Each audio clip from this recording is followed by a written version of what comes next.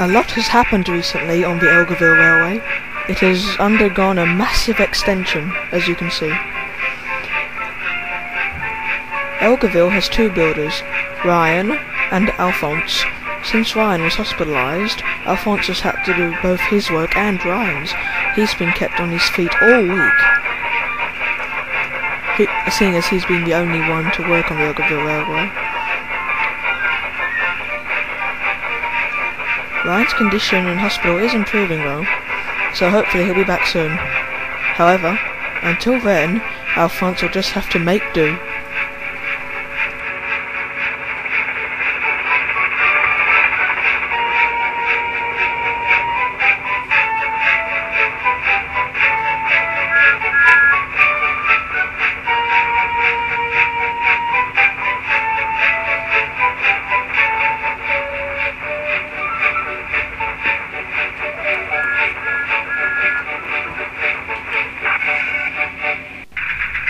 Yesterday, a little bit of track that Alfonse had forgotten to screw in properly snapped.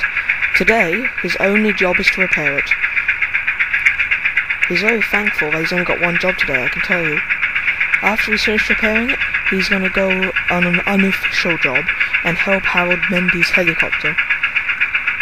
Phew! Nearly done now. Then I've got to go see Harold. The number of passengers on the Elgoville Railway today meant that the end car was not needed, so it was sitting on the siding where Alfonse was completing his repairs. Meanwhile, at the platform, everyone was getting ready to board the train. Harold, who was going to be one of the passengers, was talking to the engineer. Just then, a very special passenger arrived. It was the Elgoville fire chief. Back on the platform, Harold was just finishing off his conversation with the engineer. Oh, yeah, I totally agree. I totally agree. Hey, look over there. It's the boss. Oh, I better go help him out. This is taking a bit longer than I expected. Phew! I think I'll have a sit down. The engineer was seated in the train's cockpit and was all ready to go. All the passengers were on board and ready to go as well. The fire chief had a special VIP seat in the engine. And with that, the train pulled away from the platform.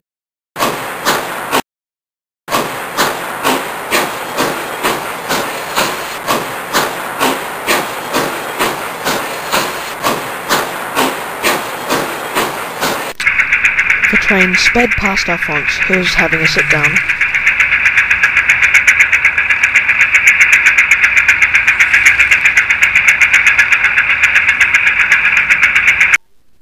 But little did anyone know, disaster was just around the corner. Alfonse had completely forgotten to tighten the points.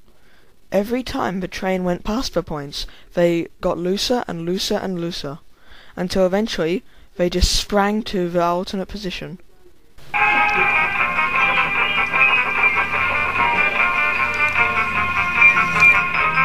The points were angled in such a way that when the engine next went past, it would be sent straight onto the siding where the end car was resting.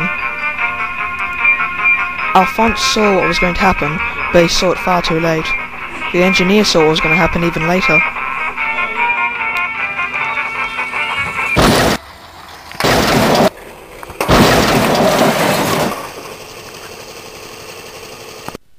It was a disaster.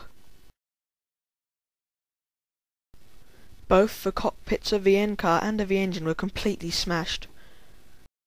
Varying engine detritus was strewn all over the tracks. At a glance, the damage was incalculable. The engineer had been thrown clear in the crash, and generally in a major accident, the ones that are thrown clear are the ones that are killed. Alfonse was powerless to help in any way, but luckily someone who could help had been watching. Officer Cromwell had seen the whole thing. He quickly rushed over to his police motorcycle to get his walkie-talkie.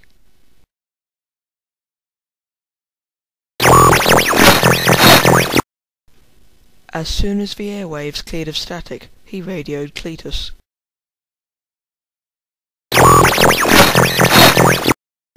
Meanwhile, back at the crash site, all of the dazed but otherwise unharmed passengers were out of the train, sitting on the track, discussing their predicament. Harold and Alfonse, however, were discussing something else. You see, all of the passengers were indeed off the train, except for one. Thanks to some weird twist in the laws of physics, the table at which the fire chief had been seated had been uprooted in the crash and was now somehow on top of him, pinning him down onto the floor. And with potentially life-threatening head injuries, it was imperative that he got off the train immediately. But thankfully, although unbeknownst to Harold and Alfonse, help was just on the horizon and approaching very, very fast.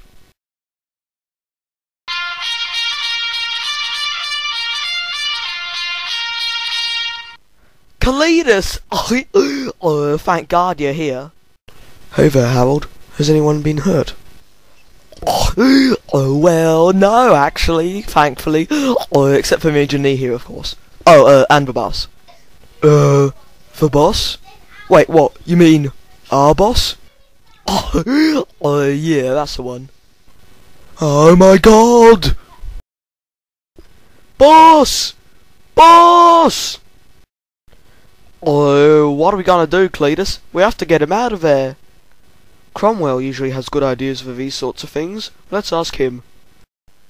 Hang on a minute. Where is Cromwell? He was here a minute ago. All right, then what happened? Cromwell, you fool, there's no time for that. We do have to save our boss, you know. Wait a minute. I've got it!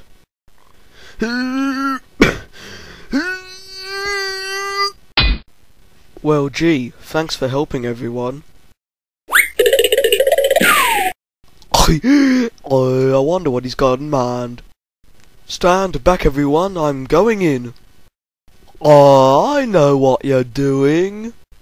I'll be as quick as I can. Okay, Cletus, be quick.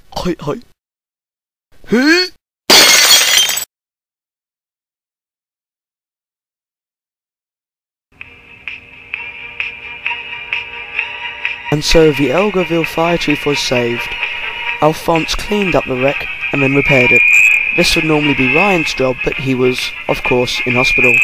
Steve eventually arrived and delivered emergency first aid to both the engineer and the fire chief. Harold had the job of pulling the train back onto the tracks, but he had some problems to begin with. However, his work was so good, so was Alfonse's, and in fact the engineer recovered so quickly he was back to driving the train the very next day. But the train disappeared and no one knows where to or why.